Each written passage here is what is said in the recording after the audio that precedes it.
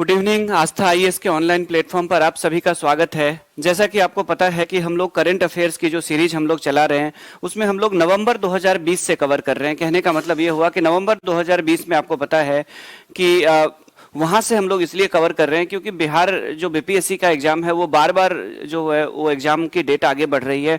हम लोगों ने जिस समय स्टार्ट किया था करंट अफेयर्स उस समय हम लोग मान करके चल रहे थे कि अक्टूबर में ये एग्जाम होने वाली है, संभावित है, और उसके अकॉर्डिंग हम लोग करवा रहे थे चीजें। तो हम लोग नवंबर 2020 से कवर करते हुए आज हम लोग अक्टूबर 2021 तक यानी अक्टूबर 2021 तक पहुंच चुके हैं। आज आपका अक्टूबर का करंट अफेयर्स कवर कर लिया जाएगा और उसके बाद जाकर के कल जो होगा आपका नवंबर का कवर करवाया जाएगा। जो स्टूडेंट सब ग्रुप से जुड़े हैं सभी स्टूडेंट्स को पता है कि जो एग्जाम है वो देखे तो किसी कारण से जो एग्जाम जो है वो 23 तारीख वाला 23 जनवरी वाला वो फिलहाल स्थगित कर दी गई है। आगे के नए डेट अभी जारी नहीं किया गया है। लेकिन कहने का मतलब ये हुआ कि एग्जाम भले ही स्थगित हो गई है, फिलहाल नया डेट नहीं जारी हुआ है, लेकिन इसका मतलब ये नहीं है कि ढीले पड़ जाने हैं। आपको अपनी तैयारी को एकदम से बरकरार रखना है और चीजों को बार बार रिवीजन करना है। आपके लिए एक मौका, इसको आप एक मौका मान लीजिए, अपने लिए एक अपॉर्चुनिटी मान लीजिए कि जो सब्जेक्ट आपका थोड़ा सा भी डाउट लग रहा था उन सब्जेक्ट के डाउट को ठीक करने का या सॉल्व करने का आपके लिए एक थोड़ा सा समय आपको मिल गया।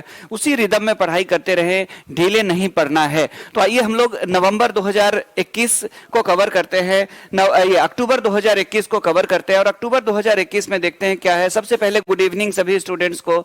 और अक्टूबर 2021 में देखते हैं कि क्या क्या ऐसे न्यूज थे जहां से एग्जाम में पूछे जा सकते हैं क्वेश्चन। आपको पता है कि नॉर्थ ईस्ट के कई सारे ऐसे जिले हैं जहां पे AFSPA लागू है। AFSPA जो होती है वो आर्म फोर्स जो होती है उनको विशेष अधिकार दिया जाता है किसी भी क्षेत्र में। जब सरकार को लगता है, गृह मंत्रालय को, केंद्रीय गृह मंत्रालय को जब लगता है कि इस क्षेत्र में लॉ एंड ऑर्डर की स्थिति ऐसी है कि स्टेट पुलिस के द्वारा उसको कंट्रोल नहीं किया जा सकता है, तो वहां पे आर्म फोर्स को लाया जाता है और उन्हें विशेष पावर दिया जाता है। हालांकि एक विवादास्पद कानून है AFSPA। तो AFSPA के तहत क्या किया गया है, तो अरुणाचल प्रदेश के 3 जिले को, ठीक है, अरुणाचल प्रदेश इसलिए चर्चा में रहा कि अरुणाचल में असम से सीमा लगने वाली जो 3 जिले हैं, एक डिस्ट्रिक्ट का नाम है तिरप, एक का नाम है चांगलांग और एक का नाम है लोंगडिंग। इन तीनों डिस्ट्रिक्ट को अशांत क्षेत्र घोषित कर दिया गया है। ठीक है, AFSPA के तहत इनको डिस्टर्ब एरिया या अशांत क्षेत्र घोषित किया गया है और आर्म फोर्स की यहाँ पे क्या होगी, तो पावर बढ़ा दी जाएगी, उनके जो अधिकार होंगे उसको बढ़ा दिया जाता है। आपको पता है कि मणिपुर में लंबे समय से AFSPA लागू है।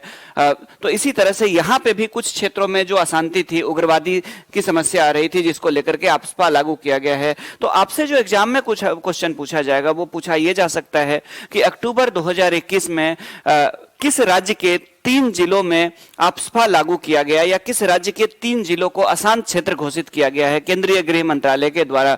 तो किसको, कौन से राज्य के, तो अरुणाचल प्रदेश के 3 जिलों को घोषित किया गया है। ठीक है, यहाँ पे उग्रवादी से संबंधित जो मिलिटेंट है उनसे रिलेटेड एक्टिविटी चल रही थी, लॉ एंड ऑर्डर की प्रॉब्लम थी और इसीलिए जो यूनियन जो है हमारा होम मिनिस्ट्री है उनको ये डिसीजन लेना पड़ा। ठीक है, आगे अब नेक्स्ट अगर हम लोग बात करें यहाँ पे तो लेह चर्चा में रहा। लेह जैसा कि आपको पता होगा कि हमारा सबसे बड़ा जो केंद्र शासित प्रदेश है लद्दाख, लार्जेस्ट यूनियन टेरिटोरी है in terms of area India का, उस लद्दाख की जो कैपिटल है वो है लेह। ठीक है, यहाँ पे आपको लेह दिखाई देगा ऐसे करके। तो ये हो गया आपका जम्मू कश्मीर। ठीक है, ये पूरा का पूरा जम्मू कश्मीर और ये है लेह लद्दाख और इस लेह लद्दाख में ये है लेह जो कि उसकी कैपिटल है। तो लेह की बात करें तो लेह जो कैपिटल है उसकी, वहां पे क्या किया गया, तो वहां पे एक नेशनल फ्लैग, गांधी जयंती पे 2 अक्टूबर को जब गांधी जी की जयंती मनाई जा रही थी तो वहां पे एक राष्ट्रीय ध्वज फहराया गया। फहराया क्या गया, उसे एक बनाया गया था और उसे वहां पे माउंटेन पे उसको एस्टेब्लिश किया गया था ऐसे करके। और ये खादी से बनने वाला दुनिया का सबसे बड़ा नेशनल फ्लैग है। आज तक किसी भी देश में इससे ज्यादा वजन का नेशनल फ्लैग नहीं बनाया गया था, ना ही इससे बड़ा बनाया गया था। तो 225 फीट लंबा, 125 फीट चौड़ाई इसकी है और 1400 किलोग्राम वाला दुनिया का सबसे बड़ा नेशनल फ्लैग जो है वो कहां पे आपसे पूछेगा अक्टूबर में फहराया गया था, तो वो लेह में फहराया गया था, यानी लद्दाख के लेह सिटी में। ठीक है, चलिए नेक्स्ट अगला न्यूज देखते हैं हम लोग। तो India rich list, India rich list कहने का मतलब हुआ कि भारत के सबसे अमीर व्यक्तियों की सूची जारी की गई है। और इस सूची में अगर हम लोग बात करें, ठीक है, तो पहले देख लें कि ऑर्गेनाइजेशन कौन से ऑर्गेनाइजेशन के द्वारा यह जारी किया गया है। तो आप देखेंगे यहां पे कि हरून इंडिया, ठीक है, हरून इंडिया के द्वारा ये एक लिस्ट जारी की गई है, रिचेस्ट पर्सन ऑफ इंडिया की जो लिस्ट है जारी की गई है। और इसमें भारत के लगातार कई साल से अगर आप देखेंगे तो लगातार 10वें साल, ठीक है, लगातार 10 साल से मुकेश अंबानी, रिलायंस इंडस्ट्री के जो मुकेश अंबानी है, एमडी है और मैनेजिंग डायरेक्टर भी है, और उन्होंने नंबर 1 रैंक हासिल की है मुकेश अंबानी ने, ठीक है, मुकेश अंबानी ने नंबर 1 रैंक हासिल की है। तो इंडिया रिच लिस्ट की बात करें तो उसके अकॉर्डिंग अगर आप देखेंगे, हरून इंडिया रिच लिस्ट के अकॉर्डिंग, तो इंडिया के सबसे अमीर व्यक्ति कौन है, तो भारत के सबसे रिचेस्ट पर्सन जो है वो है रिलायंस इंडस्ट्री के मुकेश अंबानी, और सेकेंड रैंक पे है गौतम अडानी, ठीक है, अंबानी पहले पे है और अडानी दूसरे स्थान पर है। चलिए ठीक है। अब कंगना रनौत क्यों चर्चा में रही, तो कंगना रनौत चर्चा में इसलिए रही, हालांकि अपनी ट्वीट की वजह से भी चर्चा में रहती है। हाँ, अडानी हो गया है, अब सौरभ कुमार, वेरी गुड, ठीक है। तो जो ये होगा, क्या कहते हैं उसको, बाद में हम लोग एक और लिस्ट करेंगे, जब नवंबर वाला न्यूज करेंगे तब देखेंगे रिचेस्ट पर्सन ऑफ एशिया जो है वो बीच में थोड़ा सा संपत्ति जो है उनकी थोड़ा सा शेयर मार्केट को लेकर के नीचे आई है मुकेश अंबानी की, और नंबर 1 पे जो है वो अडानी आ गए थे अभी रिचेस्ट पर्सन ऑफ एशिया वाले में। तो वो नवंबर के न्यूज में होगा आपका कवर। यहाँ पे हम लोग हारून की लिस्ट की बात कर रहे हैं। कौन सी लिस्ट की, तो हारून इंडिया रिच लिस्ट की बात कर रहे हैं। उस लिस्ट के अकॉर्डिंग मुकेश अंबानी नंबर 1 पे और अडानी दूसरे स्थान पर थे, ठीक है। चलिए आगे, नेक्स्ट। अच्छा, न्यूज में रहने के लिए चलिए हाँ, हो भी सकता है एक हद तक, क्योंकि सेलिब्रिटी को जब तक न्यूज में बने रहेंगे तब तक ही उनकी ब्रांड वैल्यू बनी रहती है। जब न्यूज से बाहर हो जाते हैं तो सेलिब्रिटी की ब्रांड वैल्यू कम हो जाती है। तो न्यूज में बने रहने के लिए कुछ ना कुछ किया जाता है। तो इस बार चर्चा में इसलिए रही क्योंकि उत्तर प्रदेश का इन्होंने दौरा किया था, और जब उत्तर प्रदेश का दौरा किया था तो माननीय मुख्यमंत्री उत्तर प्रदेश के योगी आदित्यनाथ जी से मिले थे, और वहां पे इनको ब्रांड एम्बेसडर बनाया गया है। किसके लिए, तो इनको बनाया गया एक जिला एक उत्पाद, ठीक है, ODOP, 1 डिस्ट्रिक्ट 1 प्रोडक्ट। तो 1 डिस्ट्रिक्ट 1 प्रोडक्ट क्या है, आपको बता दूं कि उत्तर प्रदेश की बात करें तो उत्तर प्रदेश में ये एक ब्रांडिंग चल रही है एक प्रोडक्ट्स को लेकर के कि हर जिले को किसी न किसी एक स्पेशल कोई ना कोई प्रोडक्ट के लिए फेमस किया जाए, ठीक है। कहने का मतलब है कि जैसे आप देख ले उदाहरण के रूप में, तो बनारस की बात करें तो बनारसी साड़ी के लिए ऑलरेडी फेमस है बनारस डिस्ट्रिक्ट उत्तर प्रदेश की। अलीगढ़ डिस्ट्रिक्ट की बात करें तो वो वर्ल्ड में फेमस है ताले के लिए, आपको पता होगा। मुरादाबाद की अगर हम लोग बात करें तो पीतल के लिए फेमस है। उसके बाद जाकर के खुर्जा की बात करें तो खुर्जा भी फेमस है अन्य कारणों से। तो कई सारे ऐसे डिस्ट्रिक्ट है उत्तर प्रदेश के जो ऑलरेडी किसी ना किसी प्रोडक्ट के लिए बहुत ज्यादा फेमस है। तो हर डिस्ट्रिक्ट को किसी ना किसी एक प्रोडक्ट के लिए एक अलग पहचान बनाने का प्रयास किया जा रहा है उत्तर प्रदेश सरकार के द्वारा, यानी यूपी के सामान की ब्रांडिंग हो पाएगी वर्ल्ड लेवल पे। तो इसके लिए उन्होंने जो वो किया है, एक जो उन्होंने शुरू किया है, एक प्रोग्राम शुरू किया, उसका नाम है 1 डिस्ट्रिक्ट 1 प्रोडक्ट, यानी एक जिला एक उत्पाद। एक जिले को एक उत्पाद के लिए पूरे फेमस किया जाएगा, उसकी ब्रांडिंग की जाएगी। और अगर उस ब्रांडिंग के साथ साथ ब्रांड एम्बेसडर कंगना रनौत को बना दिया जाए तो स्वाभाविक रूप से क्या होगा, इसकी ब्रांडिंग और ज्यादा बढ़ जाएगी। तो कंगना रनौत की बात करें तो कंगना रनौत को उत्तर प्रदेश सरकार ने 1 डिस्ट्रिक्ट 1 प्रोडक्ट की ब्रांड एम्बेसडर अपॉइंट किया है माननीय योगी जी ने। ठीक उसी तरह जैसे आपको याद होगा कि एक लंबे समय तक ये गुजरात के पर्यटन विभाग के ब्रांड एम्बेसडर थे अमिताभ बच्चन, जब आते थे टेलीविजन पे और आपको बोलते थे कुछ दिन तो गुजारिए गुजरात में। तो ठीक उसी तरह से 1 डिस्ट्रिक्ट 1 प्रोडक्ट का जो उत्तर प्रदेश सरकार की एक स्कीम है, और उसकी ब्रांड एम्बेसडर जो बनाई गई है वो बनाई गई है कंगना रनौत को। ठीक है, चलिए आगे। अब आगे ये स्पेशल प्रोग्राम शुरू की जाएगी जो यूपी के 75 जिलों में लागू की जाएगी। ठीक है, अब मित्र शक्ति की बात करें तो मित्र शक्ति जो है वो एक आर्मी एक्सरसाइज है, और वो इंडिया और श्रीलंका की दोनों की सेना ने मिलकर के इस बार श्रीलंका में किया था। श्रीलंका के अंपारा में, ठीक है, श्रीलंका के अंपारा में भारतीय सेना और श्रीलंका की सेना दोनों ने 4 अक्टूबर को क्या किया था, तो एक आर्मी एक्सरसाइज किया था जिसको नाम दिया गया है मित्र शक्ति। तो मित्र शक्ति आपसे पूछ सकता है कि किन 2 देशों के बीच में का सैन्य अभ्यास है तो भारत और श्रीलंका होगा। ठीक उसी तरह आपको पता होगा कि अलग अलग देशों के साथ जो भारत का नौसेना या एयरफोर्स का जो एक्सरसाइज होती है या आर्मी की एक्सरसाइज होती है उनके नेम पूछ लिए जाते हैं। तो मित्र शक्ति अगर आपसे पूछेगा तो मित्र शक्ति एक आर्म फोर्स एक्सरसाइज या मिलिट्री एक्सरसाइज है और ये किसके किसके बीच हुई थी? ये भारत और श्रीलंका के सेनाओं ने मिलकर के श्रीलंका में किया था, अम्पारा में। ठीक है, आगे नेक्स्ट।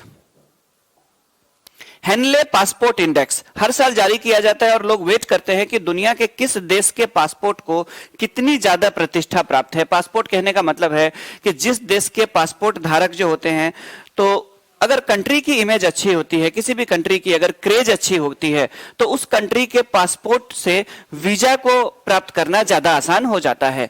ठीक है, तो वीजा को प्राप्त करना ज्यादा आसान हो जाता है। तो हेनले पासपोर्ट इंडेक्स हर साल जारी की जाती है, हेनले के द्वारा जारी की जाती है और इस इंडेक्स में देखा जाता है कि किस देश के पासपोर्ट को दुनिया में सबसे ज्यादा वो प्राप्त है, प्रतिष्ठा प्राप्त है, यानी उसके वीजा में कन्वर्ट होने की, वीजा मिलने की ज्यादा संभावना होती है। तो स्वाभाविक रूप से जिस कंट्री की इंटरनेशनल इमेज अच्छी होगी, जिस कंट्री के सिटीजन्स की इमेज ज्यादा बेहतर होगी, उन कंट्रियों के जो पासपोर्ट होंगे उनके वीजा में उनको वीजा मिलने की संभावना बहुत ज्यादा होगी। रीना, हम लोग अक्टूबर 2021 कर रहे हैं, हम लोगों ने नवंबर 2020 से शुरू की थी करंट अफेयर्स, नवंबर 2020 से हम लोगों ने शुरुआत की थी और हम लोग अब पहुंच गए हैं अक्टूबर 2021 तक। कहने का मतलब है कि ये 12th मंथ का करंट अफेयर्स है जो कि 67th बीपीएससी वालों को भी ही ध्यान में रख करके बेसिकली किया जा रहा है। और आज हम लोग कर रहे हैं अक्टूबर और कल हम लोग करने वाले हैं नवंबर। ठीक है, चलिए। तो हेनले पासपोर्ट इंडेक्स जो हर साल जारी की जाती है, इसमें दो इंफॉर्मेशन एग्जाम के पॉइंट ऑफ व्यू से जरूरी होता है। आपको एक चीज बता दूं कि अलग अलग कॉम्पिटिटिव एग्जाम में पासपोर्ट इंडेक्स से क्वेश्चन आए हुए हैं प्रीवियस पेपर में। ठीक है, दिसंबर 2020 से करवाया था ना आपने? नहीं, लवकुश कुमार जी, दिसंबर 2020 कवर करवाया था। पीडीएफ सारे के मिल जाएंगे, सभी के पीडीएफ मिलते हैं और अभी तक के अक्टूबर सितंबर तक के पीडीएफ दिए जा चुके हैं स्टूडेंट्स को। हाँ, दिसंबर से हम लोगों ने किया था, सही कह रहे हैं, दिसंबर 2020 से लेकर के आज हम लोग अक्टूबर 2021 कर रहे हैं। और नवंबर मुझे इसलिए याद आ गया क्योंकि जब बिहार करंट अफेयर्स करेंगे तो हम लोग नवंबर से करेंगे, दिसंबर से नहीं करेंगे, हम लोग नवंबर से बिहार का करेंगे क्योंकि बिहार में विधानसभा चुनाव 2020 में नवंबर में उसके परिणाम आए थे, उसकी रिजल्ट आई थी और इसीलिए हम लोग विधानसभा जो परिणाम है उसको भी कवर करते हुए नवंबर से बिहार करंट अफेयर्स करेंगे। और यहां पे अगर बात करें तो हम लोग दिसंबर से कर रहे हैं। ठीक है, दिसंबर टू नवंबर हमें करना था तो दिसंबर टू नवंबर कर लेंगे तो लगभग 12 महीने आप लोगों के हो जाएंगे। चलिए, तो हेनले पासपोर्ट इंडेक्स की बात करें तो इससे क्वेश्चन पूछा जाता है कि सबसे टॉप पे कौन सा कंट्री रहा, किस कंट्री के पासपोर्ट को सबसे टॉप पे रखा गया है रैंकिंग में, तो वो है जापान। स्वाभाविक रूप से जापान की इमेज अच्छी है, जापानियों की इमेज अच्छी है, तो इसका प्रभाव ये पड़ता है कि जापान को हेनले पासपोर्ट इंडेक्स में जापानी पासपोर्ट को नंबर 1 की रैंकिंग मिली है। अब दूसरा चीज आपको जानना चाहिए कि यहां पे तो हेनले पासपोर्ट इंडेक्स जो है वो ट्रेवल फ्रेंडली पासपोर्ट जो होती है उसकी लिस्ट जारी करता है। बाकी south Korea, Germany second third पे है, बीपीएससी उतना तो नहीं पूछेगा, आपसे दूसरा इंफॉर्मेशन पूछ सकता है। एक तो हेनले पासपोर्ट इंडेक्स की बात करें तो उसमें यह पूछेगा कि टॉप कंट्री कौन सी है लिस्ट पे, और सेकंड जो है वो क्वेश्चन आपका बन सकता है कि इंडियन पासपोर्ट की रैंकिंग कौन सी है। तो इंडियन पासपोर्ट की जो रैंकिंग है वो है 90th यानी कि 90वें स्थान पर है। ठीक है, 90वें स्थान पर है। कौन सा? तो भारत के पासपोर्ट को 90th पोजीशन मिली है पूरे वर्ल्ड में। अभी अगर हम लोग बात करें तो बेलग्रेड में वर्ल्ड चैंपियनशिप हुई थी मुक्केबाजी की। ठीक है, वर्ल्ड रेसलिंग की ये उसकी बात करें अगर हम लोग तो अंशु मलिक को अगर हम लोग देखें तो अंशु मलिक हालांकि फाइनल में हार गई थी, लेकिन अंशु मलिक को क्या मिला है? तो अंशु मलिक को रजत पदक मिला है। ठीक है, अंशु मलिक की अगर हम लोग बात करें तो अंशु मलिक को रेसलिंग में यानी कि क्या कहते हैं उसको, पहलवानी में हरियाणा की है, मूल रूप से हरियाणा की है। तो इनको वर्ल्ड चैंपियनशिप की बात करें जो हुई थी अभी, कहां पे हुई थी? तो ये बेलग्रेड में हुई थी अक्टूबर के महीने में। तो उसमें इनको दूसरा स्थान मिला, यानी फाइनल में हारने के बाद इनको रजत पदक प्राप्त हुआ। तो यहां से जो क्वेश्चन बन सकती है वो क्वेश्चन एक तो बनेगा कि वर्ल्ड क्या कहते हैं उसको, चैंपियनशिप कहां पे हुई थी रेसलिंग की? तो वो हुई थी बेलग्रेड में। और दूसरा अगर हम लोग बात करें तो दूसरा यहाँ पे क्या क्वेश्चन बन सकता है? तो दूसरा क्वेश्चन बन सकता है कि अंशु मलिक किस खेल से संबंधित है, चूंकि वर्ल्ड चैंपियनशिप जीता है तो आपसे पूछ सकता है कि Anshu Malik is related to which sport, या किस खेल से संबंधित है। ऐसे भी क्वेश्चन कई बार पूछ लिए जाते हैं खेल और खिलाड़ी से। तो ये किससे है, तो ये रेसलिंग से यानी पहलवानी से रिलेटेड है, महिला पहलवान है ये भारत की। चलिए ठीक है, पहली बार वर्ल्ड चैंपियनशिप में कोई महिला पहलवान जो है वो फाइनल में पहुंची है, ये बहुत बड़ी अचीवमेंट मानी जाएगी। भारत की तरफ से कोई महिला पहलवान अभी तक वर्ल्ड चैंपियनशिप के फाइनल नहीं खेली थी, ठीक है, तो एक वो भी बनता है। और दूसरा Ajay Kumar, very good. Youngest की बात करें तो बिल्कुल ये जब टोक्यो ओलंपिक में भाग ले रही थी, हालांकि टोक्यो ओलंपिक में बहुत अच्छा प्रदर्शन तो इनका नहीं रहा था, लेकिन आपको याद होगा कि टोक्यो ओलंपिक में जितने पहलवान भाग ले रहे थे उसमें सबसे कम उम्र की थी ये। यंगेस्ट रेसलर के रूप में इन्होंने एक रिकॉर्ड बनाया था जब टोक्यो ओलंपिक 2020 के है, वो 21 में हालांकि हुआ था, तो उसमें इन्होंने क्या किया था कि क्वालिफाई की थी और इस तरह से इन्होंने एक रिकॉर्ड बनाया था। चलिए आगे बढ़ते हैं हम लोग। तो महिला रेसलिंग में भी भारत धीरे धीरे आगे बढ़ रही है। अब बात करें यहाँ पे नोबेल पुरस्कार 2021 की, तो नोबेल के बारे में कुछ, नोबेल प्राइज के बारे में कुछ थोड़ी बहुत बेसिक इंफॉर्मेशन जान ले हम लोग, तब जाकर के 2021 के नोबेल प्राइज को हम लोग कवर करेंगे। ठीक है, इस क्लास की भी पीडीएफ, कुछ स्टूडेंट ऐसे हैं जो चैट पे अभी कह रहे हैं कि पीडीएफ नहीं मिली थी, तो आपको एक चीज बता दूं कि पीडीएफ सभी कि जितने भी क्लास हो रहे हैं सभी क्लास के करंट अफेयर्स के पीडीएफ आपको दिया जा रहा है, ताकि आप लोग उसका प्रिंट निकाल करके बार बार उसका रिवीजन कर सके, और तेजी से कुछ स्टूडेंट जो नहीं लिख पाते हैं उनके लिए भी फायदेमंद होगा, समय उनका बचेगा।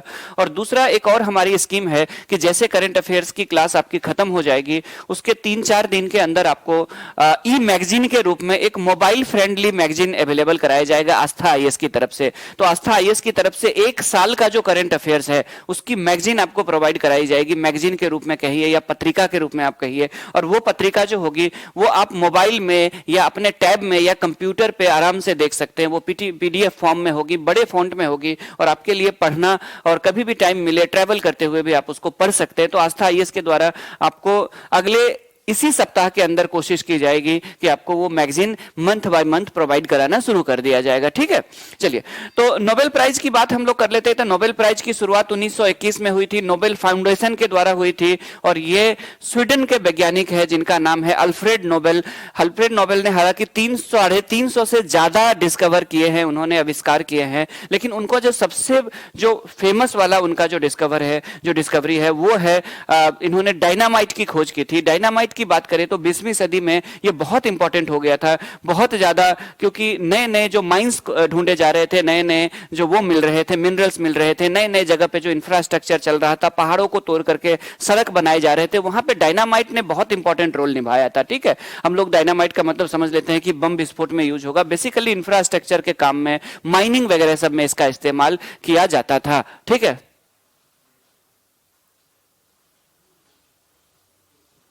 हाँ, मेंस की क्लास जो है वो अभी दूसरे सब्जेक्ट चल रहे हैं। ठीक है, उसके बाद जाकर के मेंस की क्लास स्टार्ट होगी, ज्योग्राफी वगैरह सब, अभी तो दूसरा सब्जेक्ट चल रहा है मेंस में। तो यहाँ पे हम लोग अगर बात करें तो अल्फ्रेड नोबेल की, उनकी याद में, तो इन्होंने 300 से ज्यादा, 350 से ज्यादा जो आविष्कार किए, तो इनको इतना ज्यादा उससे इन्होंने चूंकि पेटेंट भी कराया था, ये एक साइंटिस्ट भी थे और ये एक उद्योगपति भी थे, इनकी अपनी इंडस्ट्री भी थी जहां पे इनके उस जो डिस्कवर करते थे उन प्रोडक्ट को उसका प्रोडक्शन करके उसको बेचा जाता था ये। ठीक है, तो उसमें अगर हम लोग बात करें यहाँ पे, तो इससे जो इनको इनकम हुई, उस इनकम को इन्होंने क्या किया, एक ट्रस्ट बना करके उन्होंने क्या किया कि इन्होंने अपनी वसीयत में ये लिखा कि ये 5 अलग अलग सेक्टर्स में इनकी याद में उससे जो ब्याज मिलेगी, उनके जो पैसे जो जमा पूंजी थी उसके ब्याज से हर साल नोबेल पुरस्कार दिए जाते हैं। 5 पुरस्कार जो है वो अल्फ्रेड नोबेल के द्वारा अपने वसीयत में लिखा गया था। जो 6th वाला प्राइज है, जो 6ठा वाला प्राइज है, जो इकोनॉमिक्स अफेयर में या इकोनॉमी के क्षेत्र में दिया जाता है, वो बाद में 1969 से शुरुआत की गई थी उसकी देने की। ठीक है, तो वो अल्फ्रेड नोबेल के वसीयत में नहीं था। अल्फ्रेड नोबेल के वसीयत में शुरू के जो 5 प्राइज है वो थे।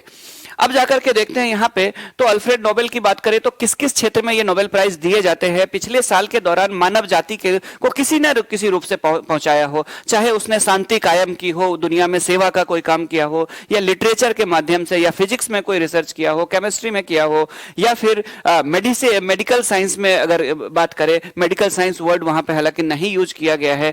और उसके बाद इकोनॉमी, जिसको बाद में जोड़ा गया, जैसे मैंने कहा कहा कि इकोनॉमी को बाद में जोड़ा गया, नोबेल मेमोरियल प्राइज के रूप में इसको जोड़ा गया था। ठीक है, अब जाकर के देख लीजिए यहाँ पे ये नोबेल प्राइज के कोलाज है और ये वो सारे साइंटिस्ट है जिन सभी को साइंटिस्ट या अलग अलग हमारे सेलिब्रिटी कह सकते हैं जिनको अलग अलग सेक्टर्स के लिए नोबेल प्राइज में ये होता है कि एक व्यक्ति को भी दिया जा सकता है, एक संस्थान को भी दिया जा सकता है, दो व्यक्ति को भी संयुक्त रूप से दिया जा सकता है, या फिर तीन व्यक्ति को भी संयुक्त रूप से दिया जा सकता है, 1/3 1/3 1/3 प्राइज मनी के रूप में। या ऐसा भी हो सकता है कि कमिटी को लगे कि कोई दो व्यक्ति को 50% राशि और एक व्यक्ति को 50% राशि, ऐसा भी हो सकता है। तो नोबेल पुरस्कार में और बहुत सारी संभावना होती है, जैसे एक व्यक्ति को या एक संस्थान को दिया जा सकता है, दो व्यक्ति को दिया जा सकता है 50% 50%, तीन व्यक्ति को 1/3 के हिसाब से दिया जा सकता है प्राइज मनी, या दो व्यक्ति को 50% देके एक व्यक्ति को भी 50%, और हर तरह की संभावना इसमें है। तो देखते हैं कि नोबेल प्राइज में कौन कौन से क्षेत्र में किसको किसको मिला हुआ है।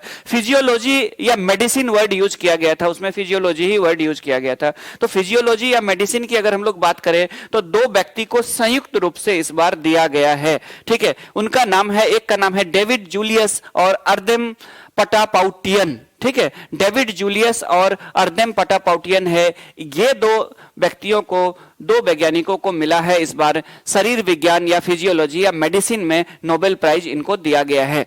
ठीक है, बीपीएससी में इससे ज्यादा कुछ पूछता नहीं है कि हालांकि आप लोग देख लेंगे कि किस क्षेत्र में किसकी डिस्कवरी के लिए इनको दिया गया है। इन्हें तापमान और स्पर्श के लिए जो रिसेप्टर्स होते हैं विभिन्न खोज के लिए, उसके लिए इनको दिया गया है। शरीर से संबंधित जो बीमारियां होती है उसमें जो तापमान से रिलेटेड चीजें होती है, स्पर्श से, उन पे ये रिसर्च कर रहे हैं। ठीक है, आगे उसके बाद फिजिक्स की बात करें, भौतिकी की बात करें तो तीन साइंटिस्टों को दिया गया है। हालांकि इन तीन साइंटिस्ट में आपको एक चीज बता दूं कि दो को संयुक्त रूप से दिया गया है और एक को एक अलग दिया गया है। ठीक है, और इस तरह से तीनों को 1/3 नहीं मिला है, बल्कि इनको, इन दोनों को संयुक्त रूप से मिला है और इनको अलग से मिला है। तो स्वाभाविक रूप से प्राइज मनी डिवाइड हो जाएगी। तो फिजिक्स की बात करें, भौतिकी की बात कर ले इसमें तो शुकुरो मेनेबी, स्वाभाविक रूप से जापानी मूल के अमेरिकी है, नाम से ही लग रहा है। उसके बाद जाकर के क्लाउस हेसलमैन और उसके बाद जाकर के क्लास या क्लाउस हेसलमैन और उसके बाद जाकर के जियोर्जियो पेरिसिक। ठीक है, स्क्यूरो या स्यूक्रो की बात करें, स्यूक्रो इनका नाम है, मानवे, उसके बाद क्लास हेसलमैन और जियोर्जियो पेरिसिक, तीन व्यक्ति को फिजिक्स में नोबेल प्राइज दिया गया है। दो व्यक्ति को संयुक्त रूप से दिया गया है। तो दो व्यक्ति जो शुरुआत के जो दो व्यक्ति है, स्क्यूरो मानवे की बात करें और क्लास हेलमैन की बात करें, तो इन दोनों को जो दिया गया है वो फिजिक्स मॉडलिंग, ग्लोबल वार्मिंग की भविष्यवाणी जैसे कार्यों के लिए दिया गया है। ठीक है, और तीसरा जो मिला है, जो इनको अलग से मिला है, इसी में फिजिक्स में ही इनको मिला है, और इन्होंने जो काम किया है वो एटॉम पे काम इन्होंने किया है, परमाणु पे इन्होंने काम किया है, एटॉमिक रिसर्च पे इन्होंने काम किया है। जियोर्जियो पेरिसिक इनको दिया गया है। अब नेक्स्ट रसायन विज्ञान की बात कर ले, केमिस्ट्री की बात कर ले, तो केमिस्ट्री में जो नोबेल प्राइज दिया गया है वो बेंजामिन लिस्ट और डेविड W.C. मैकमिलन को दिया गया है। बेंजामिन लिस्ट और W.C. मैकमिलन। ठीक है, डेविड W.C. मैकमिलन इनका नाम है और इनको दिया गया है नोबेल प्राइज केमिस्ट्री का। चलिए नेक्स्ट,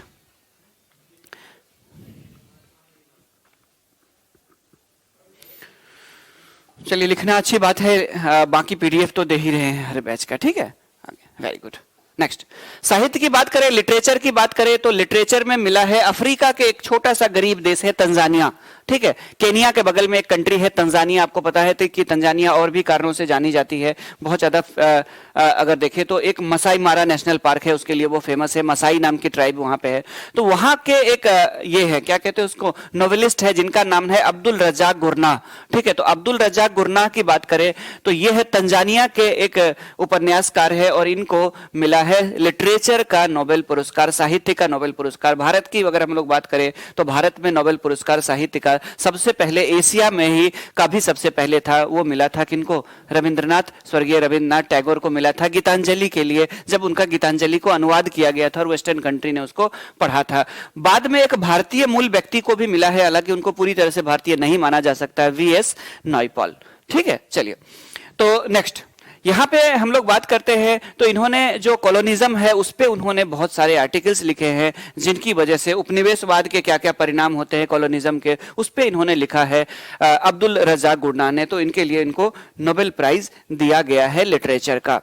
अब उसके बाद पीस प्राइज की बात करें, जैसा कि पिछले साल आपको पीस प्राइज का याद होगा कि पिछले साल जो था वो मिला था एक ऑर्गेनाइजेशन को जिन्होंने फूड के लिए काम किया था, पूरी दुनिया में खाद्यान्न के लिए काम किया था, उसके लिए मिला था, एक ऑर्गेनाइजेशन को मिली थी।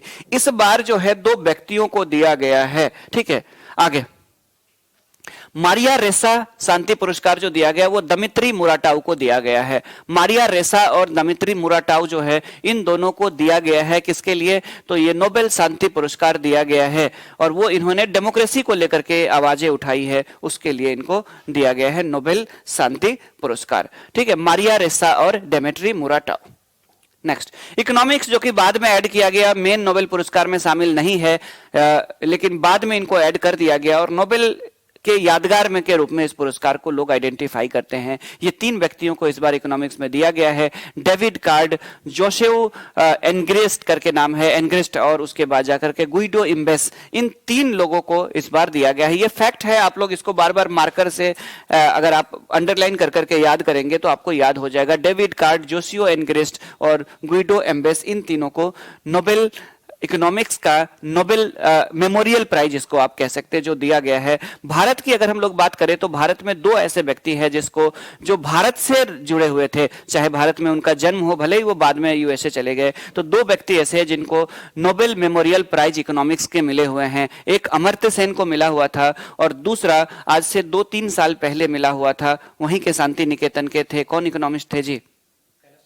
नहीं, कैलाश सत्यार्थी को मलाला के साथ पीस प्राइज मिला था। ठीक है, बंगाल के ही है, शांति निकेतन के स्टूडेंट रहे थे, इकोनॉमिस्ट है अमेरिका में, तो उनको मिला हुआ था। तो 2 इकोनॉमिक्स भारतीय भी 2 ऐसे व्यक्ति हैं जिनको इकोनॉमिक्स के क्षेत्र में नोबेल प्राइज मिला हुआ है। ठीक है, आगे अल्फ्रेड नोबेल के बारे में जान ले तो अल्फ्रेड नोबेल डायनामाइट के आविष्कार के लिए जाने जाते हैं। 355 से ज्यादा इन्होंने आविष्कार किए हुए हैं, सबका पेटेंट करवाया, उनके प्रोडक्शन को उन्होंने अपने प्रोडक्शन को बेचा और उससे जो पैसा आया उसी से उन्होंने वसीयत लिखी, अपनी जो संपत्ति छोड़ के गए उसी से नोबेल प्राइज दिया जाता है। गुरजीत कौर की बात करें तो गुरजीत कौर अगर हम लोग देखें तो अभी हाल ही में ओलंपिक में काफी अच्छा प्रदर्शन रहा था भारतीय महिला हॉकी टीम का।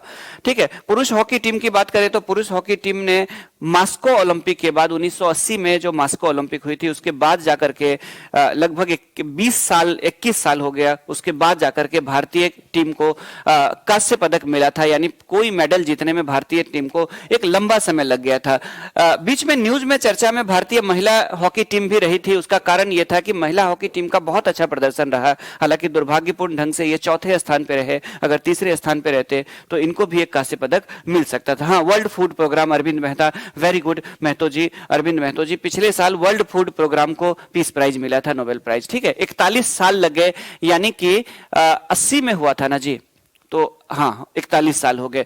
2020 में होता अगर ये ओलंपिक तो 40 साल होते। तो 41 में मॉस्को ओलंपिक में भारत ने अंतिम बार गोल्ड मेडल जीता था, वो भारत का अंतिम मेडल था हॉकी में। फाइनली 2021 में जाकर के भारत ने टोक्यो ओलंपिक 2020 में पुरुष हॉकी टीम ने जीता। महिला हॉकी टीम 4थे स्थान पर रही थी, लेकिन बहुत अच्छा प्रदर्शन रहा था। तो इंटरनेशनल अगर हम लोग बात करें, अंतरराष्ट्रीय हॉकी महासंघ, ठीक है, FIH कहा जाता है इनको, फेडरेशन ऑफ इंटरनेशनल हॉकी ऐसे करके नाम रखा गया है। ठीक है, FIH। तो FIH की जो वार्षिक पुरस्कार है उसमें सबसे श्रेष्ठ महिला खिलाड़ी का जो अवार्ड है वो मिला है गुरजीत कौर को, पंजाब से है और भारतीय महिला हॉकी टीम की खिलाड़ी है गुरजीत कौर। तो गुरजीत कौर आपसे पूछ सकता है कि हॉकी महासंघ के द्वारा, अंतरराष्ट्रीय हॉकी महासंघ के द्वारा सर्वश्रेष्ठ खिलाड़ी किसको चुना गया है, तो वो चुना गया है गुरजीत कौर को, भारतीय महिला हॉकी टीम की खिलाड़ी गुरजीत कौर को। ठीक है, पुरुष वर्ग में अगर हम लोग बात करें तो भारतीय क्रिकेट ये फुटबॉल ये भारतीय हॉकी टीम के कप्तान कौन है, तो वो है हरमनप्रीत सिंह।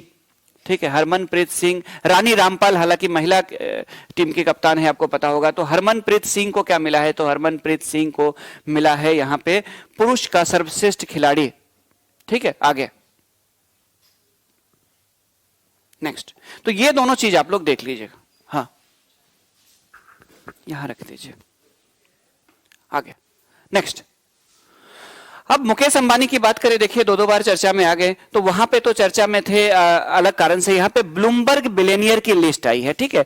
ब्लूमबर्ग बिलियनियर की जो एक इंडेक्स आई है, उस इंडेक्स के अनुसार जो इनकी इतनी बिलियंस की संपत्ति बढ़ी है इस साल, तो इस साल जब उनकी 2021 की अगर हम लोग बात करें तो उनकी संपत्ति जो है वो 23 बिलियन डॉलर बढ़ी है, और जिसकी वजह से क्या हुआ है कि 100 बिलियन डॉलर से अधिक संपत्ति वाले पहले भारतीय व्यक्ति बने थे ये, ठीक है। उस समय अक्टूबर में जब इनकी रैंकिंग आई थी तो दुनिया में हालांकि 11th रैंक पे ये आ गए थे, और लेकिन बिलियनियर बनने वाले 100 बिलियन की संपत्ति वाले पहले भारतीय व्यक्ति बन गए थे ब्लूमबर्ग के अनुसार। तो ब्लूमबर्ग बिलियनियर इंडेक्स के अनुसार मुकेश अंबानी जो है वो वर्ल्ड में 11वें सबसे रिचेस्ट व्यक्ति बन गए थे, और 100 बिलियन डॉलर की संपत्ति को हासिल करने वाला भारत के पहले व्यक्ति बन गए थे। सबसे ऊपर अगर हम लोग बात करें तो टेस्ला कंपनी के है एलन मस्क, जो कि नंबर 1 पे है, और उसके बाद जाकर के अमेजन के पूर्व सीईओ, पूर्व इसलिए क्योंकि पिछले क्लास में आपको याद होगा मैंने पढ़ाया था कि अमेजन के सीईओ ने इस्तीफा दे दिया है, और अब जेफ बेजोस, हालांकि वो संपत्ति भी अमेजन में उनकी हिस्सेदारी भी है, जिसकी वजह से जेफ बेजोस जो है वो दुनिया में दूसरे सबसे अमीर व्यक्ति हैं। सीईओ के साथ साथ आपको पता होगा कि वो फाउंडर भी है उस कंपनी के, और शेयर होल्डर भी है, एक तरह से वो ओनर है, हालांकि उसमें मैक्सिमम शेयर उनके हैं, ठीक है। तो नंबर 1 पे इंडिया में पहला भारत में 100 बिलियन डॉलर की संपत्ति हासिल करने वाले मुकेश अंबानी बने। वर्ल्ड में नंबर 1 पे है टेस्ला के एलन मस्क। चलिए, अंतरराष्ट्रीय बालिका दिवस, इंटरनेशनल गर्ल चाइल्ड डे कब मनाया जाता है? तो 11 अक्टूबर को मनाया जाता है इंटरनेशनल गर्ल चाइल्ड डे, यानी अंतरराष्ट्रीय बालिका दिवस, ठीक है। इसमें ज्यादा फैक्ट कुछ बनता नहीं है इस बार का, तो अंतरराष्ट्रीय बालिका दिवस आपसे सिर्फ पूछा जा सकता है, तो वो 11 अक्टूबर को मनाया जाता है, ठीक है। और मेन क्या उद्देश्य है ये पता है। एक चीज जो यहाँ पे बन सकती है, हालांकि बीपीएससी ने कभी किसी भी डे का कोई थीम नहीं पूछा है। आमतौर पर आप देखेंगे तो एसएससी या बैंक के जो एग्जाम होते हैं उसमें किसी ना किसी जो डे जो सेलिब्रेट किया जाता है उसकी थीम पूछी जाती है। बीपीएससी के किसी भी प्रीवियस ईयर में अभी तक कोई थीम नहीं पूछा है, लेकिन हो सकता है कि बीपीएससी का मर्जी हो जाए कि चलो हम लोग पूछ ले, तो इसीलिए मैंने इसको ऐड कर दिया है यहाँ पे। डिजिटल पीढ़ी, हमारी पीढ़ी, बिल्कुल हमारी जो जनरेशन है वो क्या है? Digital generation, our generation. हमारी जनरेशन जो है वो पूरी तरह से डिजिटल जनरेशन बन चुकी है। मोबाइल, लैपटॉप, कंप्यूटर में पूरी तरह से अपने आप को एडजस्ट कर चुकी है उस टेक्नोलॉजी के अकॉर्डिंग। तो डिजिटल जनरेशन, आवर जनरेशन, इस बार का थीम रखा गया है किसका जी? अंतरराष्ट्रीय बालिका दिवस का, ठीक है। Next, power finance corporation. जब आप इकोनॉमिक्स पढ़ते हैं तो सर आपको महारत्ना, नवरत्ना और मिनी रत्ना कैटेगरी के बारे में पढ़ाते हैं, और मेंस में आपको नवरत्न, महारत्ना और मिनी रत्ना की क्या क्या शर्तें होती है और क्या क्या उनको छूट दी जाती है, ये सारी चीजें डिटेल में वहां पे पढ़ाई जाती है। यहाँ पे हम लोग बात करें तो जो हमारी महारत्ना कंपनी है, जो कि पहले 10 कंपनियां हुआ करती थी, 10 कंपनियां महारत्ना कंपनी की लिस्ट में थी, उसमें एक बढ़ गया, ठीक है। तो ये एक नया न्यूज आपका हो सकता है कि power corporation, power finance corporation, ठीक है, पीएफसी की बात करें, पावर फाइनेंस कॉर्पोरेशन जो है तो उसको महारत्ना का दर्जा मिला है, और इस तरह से अब हमारे पास टोटल महारत्ना कंपनियों की संख्या जो है वो हो गई है 11। यहां पे क्वेश्चन क्या क्या बन सकता है देख लीजिए। तो क्वेश्चन ये बन सकता है कि भारत में कुल महारत्ना कंपनी कितनी है? पीएसयू को दिया जाता है, पब्लिक सेक्टर अंडरटेकिंग की जो कंपनियां होती है, यानी भारत में जो सार्वजनिक क्षेत्र की कंपनियां होती है जैसे गेल, ओएनजीसी, इन सबको मिला हुआ है, आपको पता होगा। तो सरकार की जो जितनी भी कॉर्पोरेशन है, उन कॉर्पोरेशन की बात करें तो उसमें टोटल 10 को दिया गया था, पहले महारत्ना की कैटेगरी में रखी गई थी टोटल 10 कंपनियों को, ठीक है। तो एक पूछ सकता है कि अब कुल कितने हैं? तो 11 हो गया। दूसरा, हाल ही में या अक्टूबर में किसे महारत्ना का दर्जा मिला हुआ है? तो वो होगा पावर फाइनेंस कॉर्पोरेशन को, ठीक है। तो दो फैक्ट यहां से आपको बन सकता है, पावर फाइनेंस कॉर्पोरेशन को महारत्ना का दर्जा मिला है और अब महारत्ना कंपनियों की संख्या बढ़ करके 11 हो गई है, ये आपका बन सकता है, ठीक है। बाकी मेंस में पूछा जाता है महारत्ना से रिलेटेड, तो भेल को मिला हुआ है Bharat heavy electricals limited, Bharat petroleum corporation limited, BPCL को, कोल इंडिया यानी कि लिमिटेड सीआईएल को मिला हुआ है, गेल को मिला हुआ है, एचपीसीएल को मिला, आईओसी को मिला हुआ है, एनटीपीसी को, ओएनजीसी को, उसके बाद जाकर के पीजीसीआईएल को मिला हुआ है,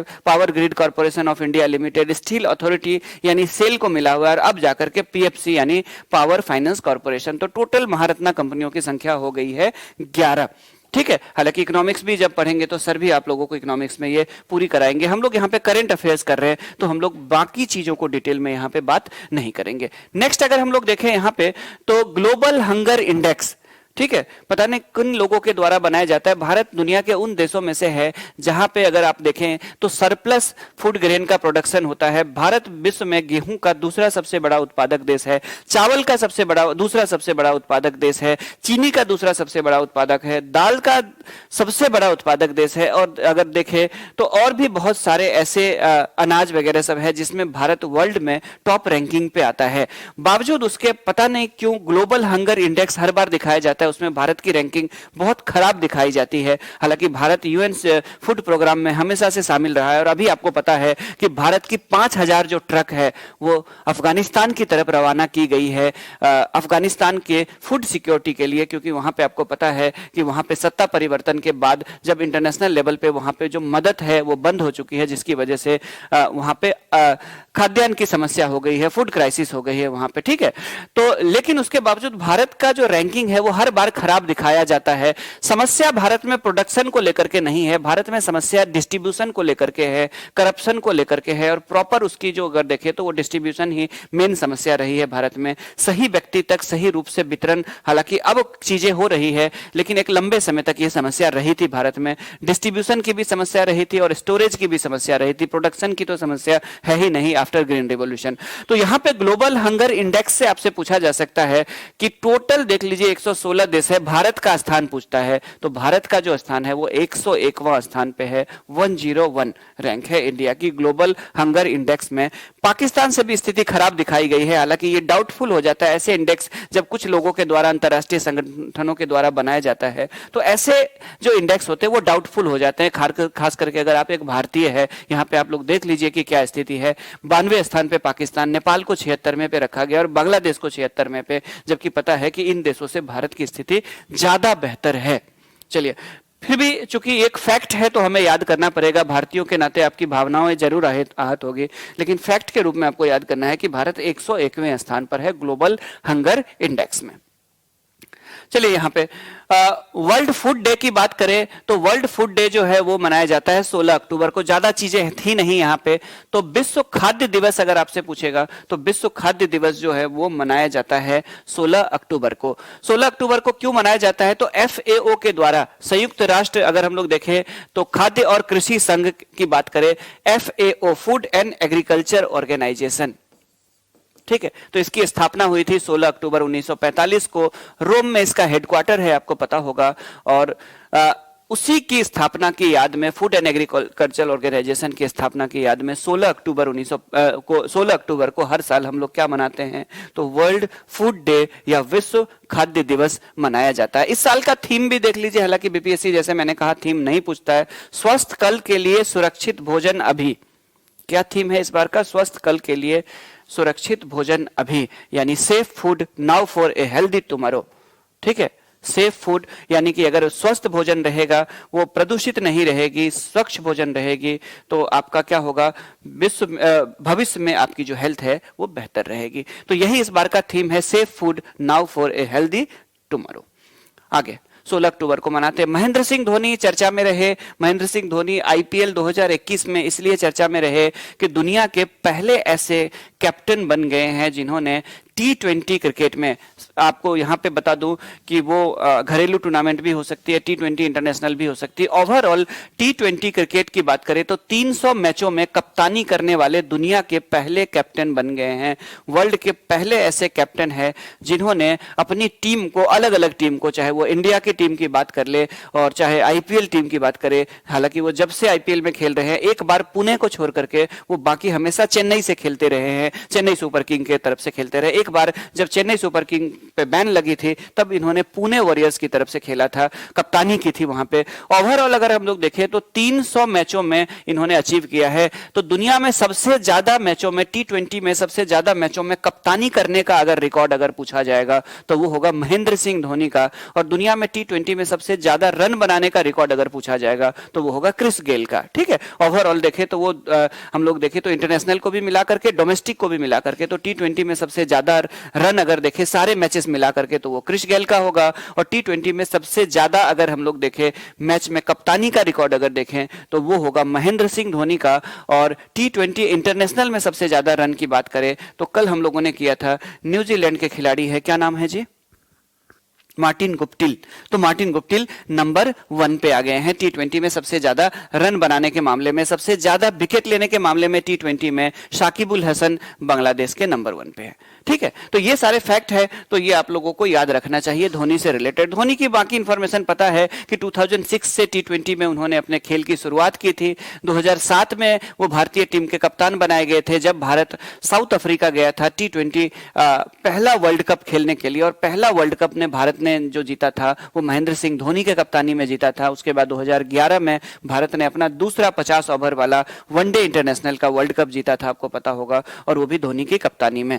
खैर, तो आईपीएल की बात करें तो आईपीएल में 299 मैचों में इन्होंने क्या किया है, फाइनल से पहले 299 मैचों में इन्होंने कप्तानी अब तक की थी। और टोटल मैच नेशनल इंटरनेशनल मिलाकर के 176 मैचेस इन्होंने जीते हैं, यानी इनका जीत का परसेंटेज ज्यादा है। 2007 में ये इंडिया टीम के कप्तान रहे थे जब इंडिया ने T20 वर्ल्ड कप जीता था। और टोटल इन्होंने 72 इंटरनेशनल मैचों में कप्तानी की है।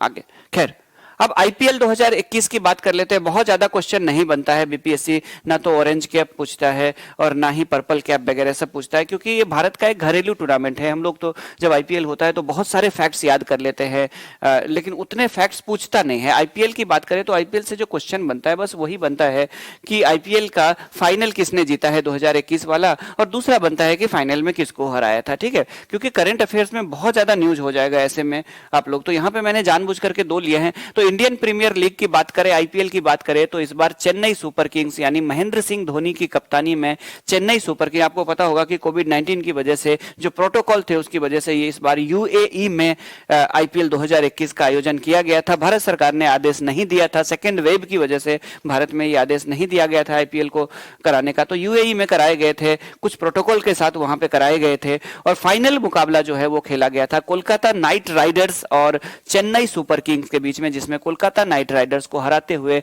चेन्नई सुपर किंग ने चौथी बार आईपीएल जीती है। और सबसे ज्यादा आईपीएल जीतने के मामले में मुंबई इंडियन के बाद दूसरे स्थान पर है ये। ठीक है, सबसे ज्यादा मुंबई इंडियन ने जीते हैं और उसके बाद जाकर के चेन्नई सुपर किंग ने जीते हैं। तो फाइनल में किसको हराया, तो फाइनल में उन्होंने कोलकाता नाइट राइडर्स को हराया। इससे पहले 2010 में, 11 में और 2018 में चेन्नई सुपर किंग्स जीती थी।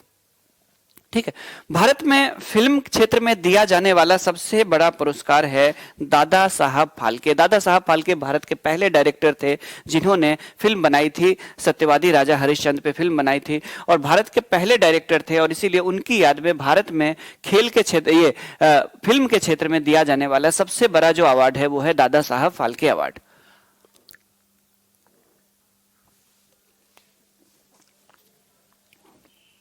तो दादा साहब फाल्के पुरस्कार इस बार दक्षिण के महान अभिनेता, हालांकि बॉलीवुड में भी इन्होंने काम किया है, साउथ के बहुत बड़े सुपरस्टार है और हिंदी फिल्म के भी बहुत बड़े सुपरस्टार रहे हैं, और इनका नाम है रजनीकांत। ठीक है, तो रजनीकांत को इस बार 51वें दादा साहब फाल्के पुरस्कार से सम्मानित किया गया है। और हमारे माननीय उपराष्ट्रपति श्री वेंकैया नायडू जी ने इनको दादा साहब फाल्के पुरस्कार से सम्मानित किया। तो दादा साहब फाल्के पुरस्कार 51वां आपसे पूछेगा या 2021 में किनको दिया गया है, तो वो रजनीकांत जी को दिया गया है। पिछले साल किनको मिला था, आगे नेक्स्ट। तो दादा साहब फाल्के पुरस्कार जो है वो भारत की सबसे बड़ी पुरस्कार मानी जाती है, सबसे प्रतिष्ठित पुरस्कार मानी जाती है फिल्म के क्षेत्र में। फिल्म का पितामह कहा जाता है उनको, दादा साहब को। आगे, इससे ज्यादा कुछ पूछे। इसी 67वें फिल्म पुरस्कार समारोह के दौरान दिया गया था। तो 67th जो फिल्म पुरस्कार समारोह है उसके बारे में भी कर लेते हैं। नेशनल फिल्म अवार्ड ये भारत सरकार के द्वारा दिया जाता है, ये फिल्म फेयर से अलग होता है। आपको बता दूं, फिल्म फेयर जो होती है उसका ऑर्गेनाइज प्राइवेट सेक्टर के द्वारा किया जाता है, जबकि नेशनल फिल्म अवार्ड की बात करें तो ये भारत सरकार के द्वारा दिया जाने वाला पुरस्कार है। ठीक है, तो इसमें हम लोग अगर बात करें तो जो 67वां इस बार जो फिल्म फेयर पुरस्कार है उसका आयोजन किया गया था कहां पे, तो विज्ञान भवन में किया गया था दिल्ली में, और उपराष्ट्रपति, माननीय उपराष्ट्रपति जी ने सभी जिनको जिनको अवार्ड है उनको उन्होंने अवार्ड बांटे थे। देखते हैं इनमें किनको किनको मिला था, किस किस क्षेत्र के लिए। एक लंबी लिस्ट है, हालांकि जब आप फिल्म फेयर अवार्ड पे जाएंगे तो एक बहुत लंबी लिस्ट आपको मिलेगी, 50 से भी ज्यादा लंबी लिस्ट मिलेगी, लेकिन उसमें से सबके सब नहीं पूछे जाते। Best film, best actor, best director, best actress और बेस्ट प्लेबैक सिंगर, मेल और फीमेल, इतना काफी है। हालांकि इतना भी नहीं पूछता है, तब भी मैंने ये 5-6 चीजों को कर लिया है ऐड, 7 चीजों को ऐड कर लिया है। तो देखिए कि इस बार के 67वें फिल्म फेयर में मरक्कार नाम की फिल्म है, मरक्कार लॉयन द अरेबियन सी। ये एक मलयालम फिल्म है और इसको बेस्ट फीचर फिल्म का अवार्ड मिला है, यानी किसी हिंदी फिल्म को नहीं बल्कि एक मलयालम जो कि केरल में शूटिंग की गई एक फिल्म है, केरल की एक फिल्म है, बेस्ट फीचर फिल्म का अवार्ड मिला है। मरक्कार लॉयन द अरेबियन सी इस फिल्म का नाम है, तो बेस्ट फीचर फिल्म का अवार्ड मिला है मरक्कार लॉयन द अरेबियन सी को।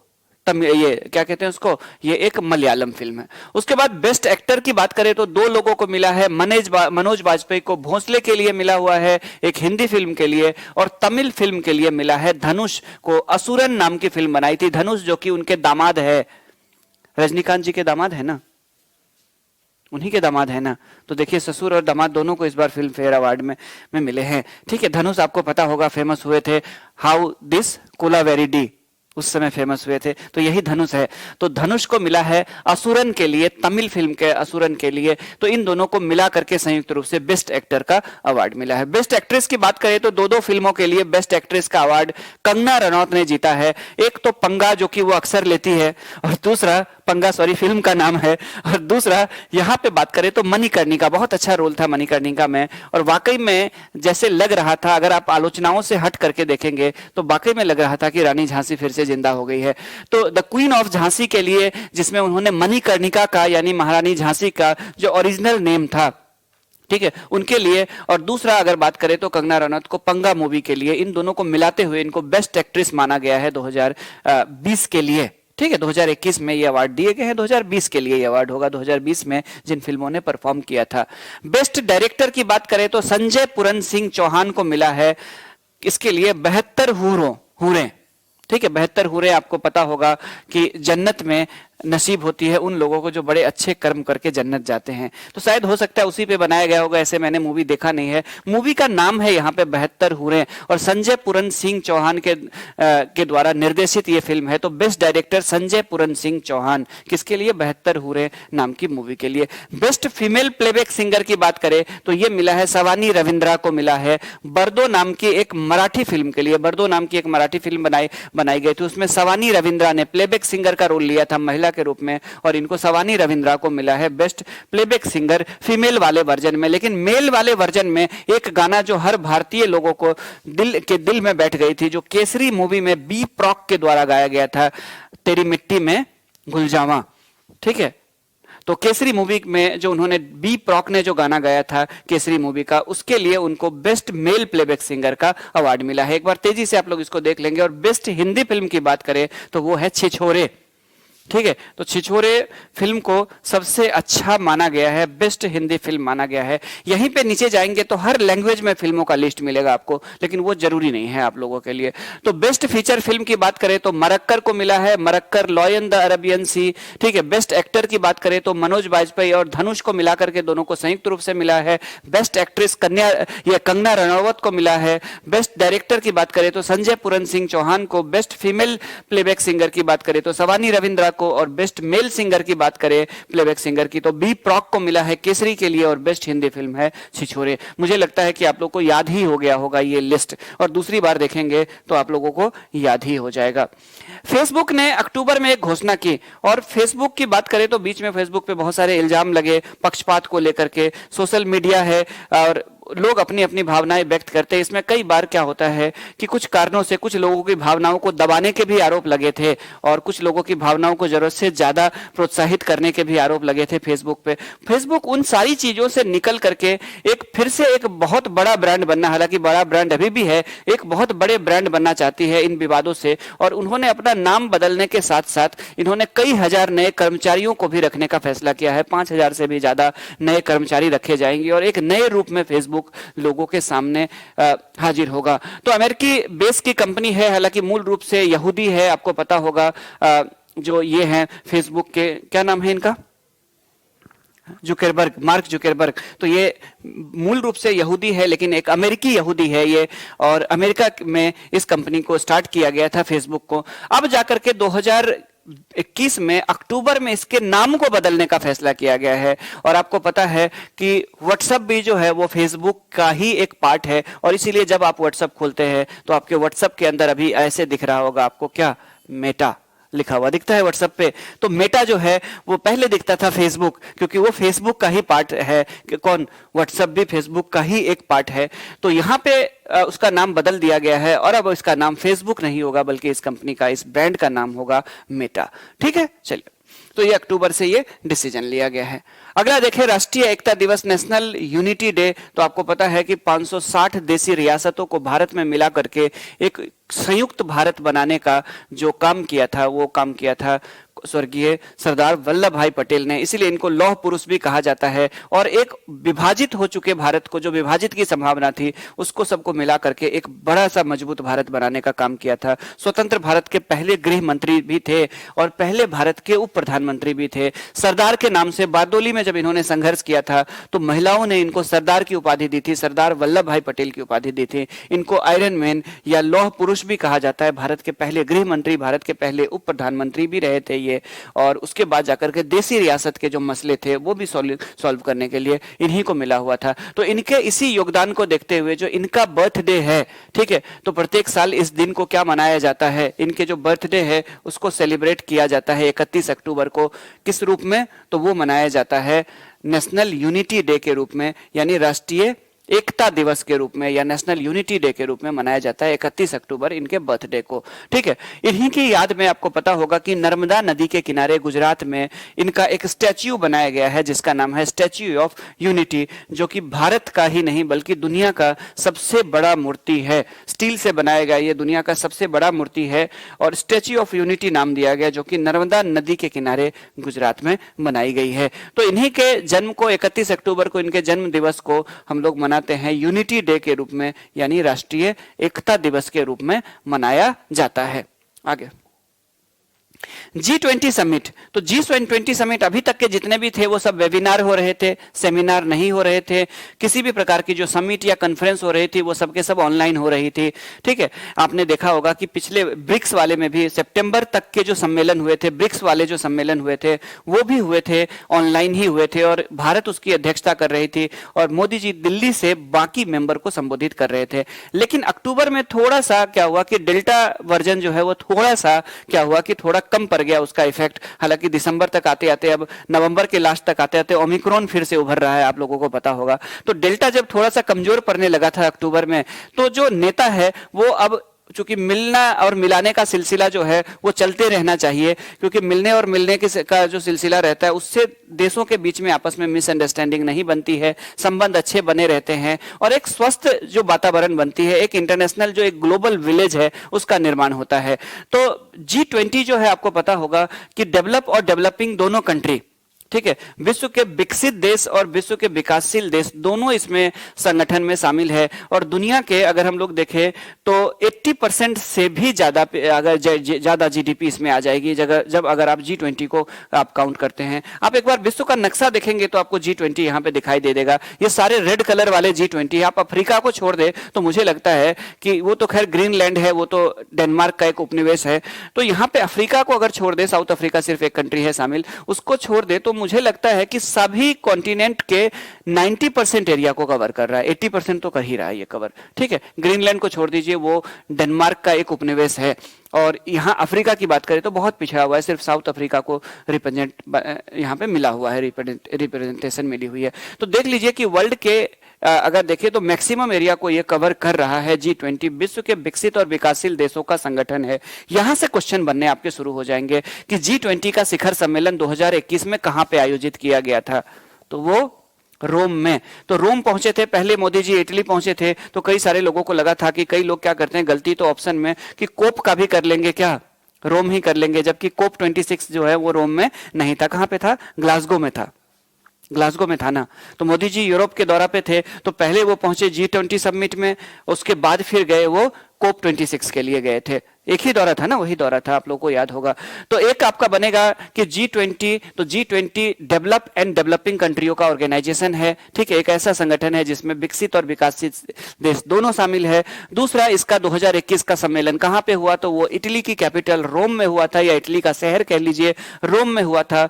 2022 में जो अगला होना है वो इंडोनेशिया में होना है। लेकिन उससे भी जो मोस्ट इंपॉर्टेंट है, 2022 वाला भी पूछता है, बीपीएससी ये पूछता है कि अगला समिट कहां पे होगा, G20 G8 बीपीएससी ने पूछे हुए हैं प्रीवियस ईयर में, ठीक है, कि समिट G8 के समिट से तो मुझे लगता है कि बीपीएससी ने एक बार मेंस में भी क्वेश्चन पूछा हुआ है, तो G8 से क्वेश्चन आता है, बीपीएससी ने मेंस में भी पूछा हुआ है, तो G20 भी कर लेंगे। तो रोम में इसका हुआ था समिट, अगला जो समिट होने वाला है वो इंडोनेशिया में होने वाला है, अभी शहर डिसाइड नहीं है शायद, और लेकिन जो अगला है 2023 वाला वो होना है भारत में। तो ये भी आप लोगों के लिए इंपॉर्टेंट हो जाएगा कि 2023 वाला जो G20 का समिट है वो होना है आपके इंडिया में। मेंबर की बात कर ले तो देख लीजिए आप लोग, अर्जेंटीना जो कि साउथ अमेरिका में है, ऑस्ट्रेलिया जो कि एक अलग से कॉन्टिनेंट ही है, ब्राजील जो कि साउथ अमेरिका में, कनाडा नॉर्थ अमेरिका में, चाइना एशिया में, जर्मनी यूरोपियन कंट्री है, फ्रांस यूरोपियन कंट्री है, India Asian country, Indonesia Asian country, Italy European country, Japan Asian country, Mexico north American, Russia की बात करें तो यूरोप एंड एशिया दोनों में, सऊदी अरबिया की बात करें तो ये एशिया में, दक्षिण अफ्रीका एकमात्र अफ्रीकी देश है, और दक्षिण कोरिया जो कि एशिया में है, टर्की जो कि एशिया में है, यूनाइटेड किंगडम यूरोप में है, संयुक्त राज्य अमेरिका जो कि नॉर्थ अमेरिका में है, और यूरोपियन यूनियन यहाँ पे एक कंट्री नहीं है बल्कि पूरा का पूरा एक कई सारे देशों को मिलाकर के यूरोपियन यूनियन भी एज ए मेंबर G20 में शामिल है, ठीक है। तो कुल मिलाकर के इसके 20 मेंबर होते हैं, 19 प्लस यूरोपियन यूनियन, ठीक है, इतनी बातें। तो कुल मिलाकर के ये करंट अफेयर्स है अक्टूबर के। अगर पढ़ाने को तो कई कई घंटे करंट अफेयर्स पढ़ाए जा सकते हैं, कहने का मतलब डेली भी 1 घंटा कुछ लोग पढ़ाते हैं डेली करंट अफेयर्स, लेकिन वो न्यूज आपके 4-5 दिन के बाद कोई काम के नहीं रह जाते हैं। ओवरऑल देखें तो जब आप 6 महीना 7 महीना बीत जाता है तो जो चीजें रह जाती है वो इतनी ही चीजें रह जाती है जो 6-7-8 महीने के या 1 साल के बाद जब एग्जाम कोई होता है जिसमें पूछा जा सके। बाकी जो डेली चीजें हैं, चाहे वो सेंसेक्स में उछाल आती है, बदलाव आती है, गोल्ड के प्राइस, वो सब चीजें जरूरी नहीं होता है, वो बेकार की चीजें होती है। और किसी की न किसी प्राइवेट कंपनियों के ब्रांड एम्बेसडर वगैरह सब वो नहीं पूछे जाते हैं, प्राइवेट ब्रांड वगैरह सबके लगभग नहीं पूछता है एग्जाम में। खास करके अगर हम लोग देखें तो पीसीएस या आईएएस लेवल के एग्जाम में नहीं पूछे जाते हैं। वो सब जो कॉर्पोरेट वाले जो न्यूज होते हैं कि किसका ब्रांड एम्बेसडर, कौन सी कंपनी का किसको, वो बैंकिंग के एग्जाम में पूछे जाते हैं, ठीक है। तो ओवरऑल देखें तो वहां पे तो मिक्स वाला करंट अफेयर्स होता है, इसलिए ज्यादा हो जाता है। पीसीएस के पॉइंट ऑफ व्यू से इतना आप लोगों के लिए सफिशिएंट होगा अक्टूबर मंथ में। तो जितने स्टूडेंट्स ऑनलाइन में जुड़े हुए हैं सभी स्टूडेंट्स को थैंक यू। अभी आप लोगों को पीडीएफ ये आप लोगों के ग्रुप पे सेंड कर दिया जाएगा, आप लोग उसका रिवीजन कर लेंगे और बहुत जल्द आपको मैगजीन फॉर्म में भी, ई मैगजीन के फॉर्म में भी मिल जाएगा। तो थैंक यू सभी स्टूडेंट्स को, thank you, have a nice day.